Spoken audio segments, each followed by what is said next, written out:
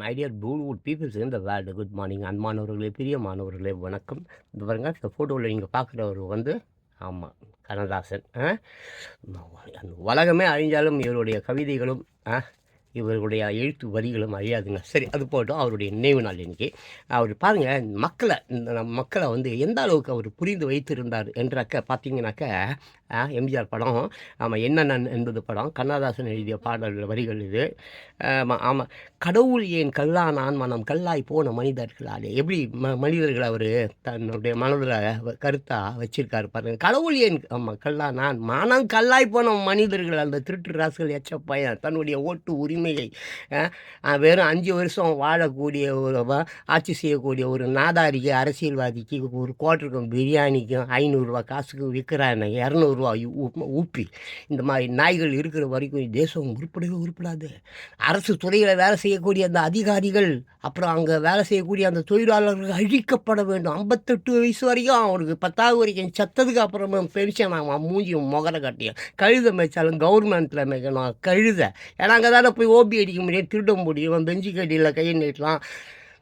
இவ்வாழினும் அரசு ஆட்சி நல்ல ஓரளவுக்கு பரவாயில்ல. இப்போ அந்த அரசியல்வாதிங்க அவனுங்க அவ்வளோ பெரிய குற்றவாளிகள்லாம் கிடையாது. குற்றவாளிகள் அரசு துறைகளில் வேலை செய்யக்கூடிய தொழிலாளர்கள் மற்றும் அதிகாரிகள் தான். இவர்கள் அழிக்கப்பட வேண்டும். இயற்கை 2026 இவங்களுக்கு வெக்கம் காலி பண்ணும். குடும்பத்தோடையே இவங்களை கூட்டு போய் சுனாமியில் வச்சு கொண்டுடும். அது வேறு விஷயம் போயினே இருக்குது. அதுக்கப்புறம் வந்து ஆமாம், கொடுமையை கண்டவன் கண்ணை இருந்தான், கொடுமையை பார்த்தவன் கண்ணை இருந்தான், அதை கோபித்து தடுத்தவன் என்ன சொல்ல இழந்தான். அதுக்கப்புறம் இரக்கத்தை நினைத்தவன் என்னன்னா, ஆமாம் பொண்ணு இரக்கம் நினச்சியா பொண்ணையே இழந்துட்டு, அப்புறம் எல்லோருக்கும் நல்லவன் தன்னையே இழந்துட்டான். அப்புறம் நெஞ்சுக்கு தேவை மனசாட்சி, மனமே இல்லை, எங்கேயா அவனுக்கு மனசாட்சி இருக்க போகுது.